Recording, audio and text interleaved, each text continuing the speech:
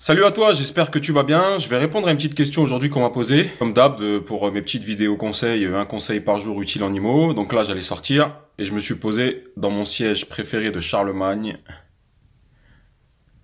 pour te faire cette petite vidéo. On m'a posé une question, on m'a dit, est-ce que tu as un conseil pour trouver un bon locataire? Alors ce que j'ai envie de te dire, c'est que déjà pour trouver un bon locataire, il faut que toi, tu sois un bon propriétaire. Je m'explique. C'est-à-dire qu'il faut déjà que ton bien soit décent, soit propre, limite se démarque un peu du marché pour du coup pouvoir toucher un bon locataire.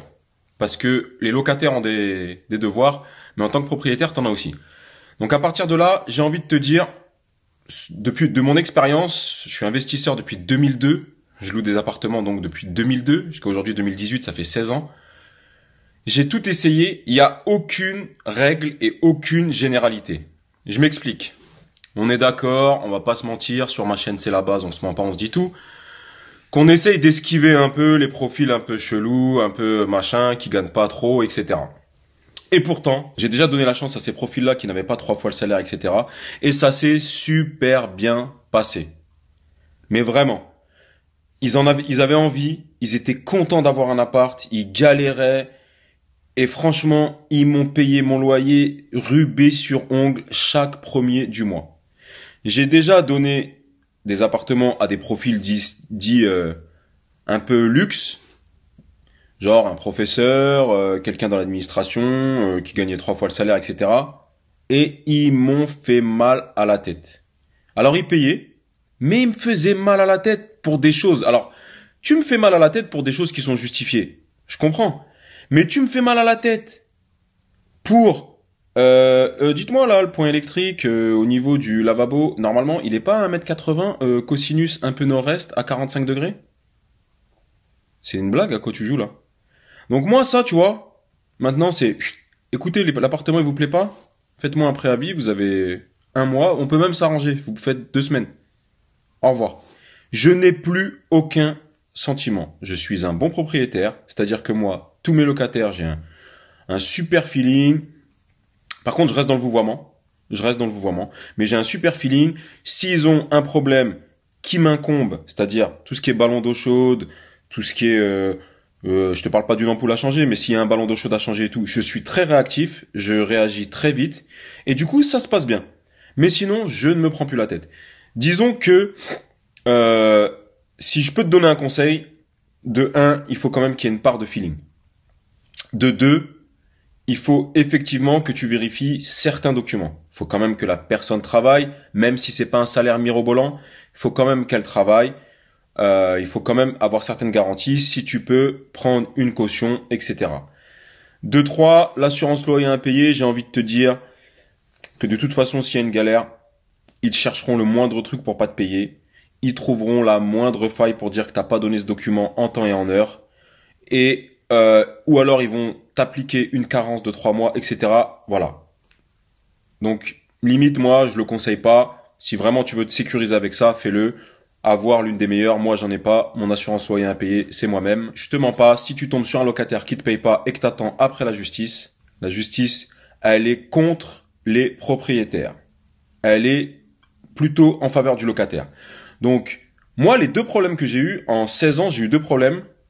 Ouais, 2 problèmes, ça s'est réglé en 1 mois.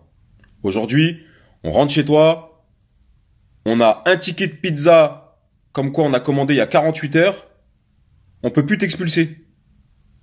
Donc moi, non. Nous, toi, moi, on a engagé des sommes derrière. On a peut-être une famille. On a mis des sous. Donc c'est pour dire qu'il n'y a aucune généralité, il faut ne pas oublier quand même, il y a quand même une partie de feeling. Et voilà, ne pas oublier. Si, les seules fois aussi, un conseil que je peux te donner, les fois où j'ai eu des galères, c'est quand j'ai fait dans le sentiment.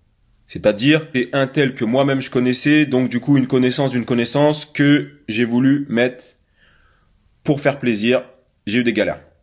Alors pas des galères de impayés, mais des galères de paiement en retard. Et ça, je supporte pas. Moi, le 5 c'est prélevé, faut que ça arrive sur mon compte le 5. Voilà, voire le 6 ou 7. Mais pas le 14, 18, 22. Sinon, tu sors. Simple. Donc voilà, ça c'est un conseil que j'ai à te donner. Sinon, comme je te disais, ne fais aucune généralité. Tu peux avoir des super bons profils qui vont te faire des galères, d'autres profils un peu plus à risque avec qui ça va super bien se passer. Le truc, c'est, il faut quand même que tu demandes certains documents. Tu prends bien les pièces d'identité, les 3 dernières fiches de paye, le contrat de travail, tu appelles le travail. T'hésites pas à appeler le travail ou chercher la boîte sur Internet. Et tu ne demandes pas toi-même le numéro à la personne, tu cherches toi-même le numéro. Et un autre truc que je fais, c'est que je vérifie l'avis fiscal. Dans l'avis d'imposition là-haut, tu peux faire vérif avis et tu tapes le numéro fiscal et tu verras si c'est un vrai ou pas. Une fois que j'ai ficelé tout ça, voilà, normalement j'ai fait la plus grosse part du travail. Le deuxième conseil que je vais te donner, et il est très très très important, mieux vaut laisser ton appartement vide 1 mois, 1 mois et demi, 2 mois et de mettre le bon locataire que de vouloir être pressé. Je sais très bien, quand on achète son premier appartement, on a tendance à être pressé, bam bam, on veut mettre le premier locataire, encaisser les premiers loyers. C'est la pire des choses à faire. Prends ton temps.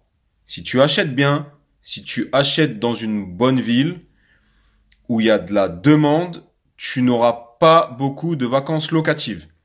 Donc tu n'auras pas besoin de te presser, de te stresser. Mieux vaut qu'il soit vide 3 semaines, 1 mois et mettre quelqu'un de cool que de vouloir faire le pressé et au final partir dans une galère. Et ensuite, ça peut bien se passer même avec une personne qui touche l'APL. Même avec une personne qui touche l'APL. Parfois, ces gens-là qui ont un peu moins de ressources, justement, ils se sentent un peu, ils ont l'impression qu'ils doivent prouver et du coup, ils sont hyper sérieux. Donc, j'ai aucun a priori. Et d'ailleurs, il faut que tu n'en aies aucun. Voilà. Donc, si j'ai pu te donner un bon conseil, j'ai répondu à toi, Alex, qui m'a posé cette question. J'espère que ça t'aidera dans ta recherche de locataire. N'oublie pas, avant de trouver un bon locataire, il faut déjà que tu sois un bon propriétaire et que tu proposes un bon bien à la location.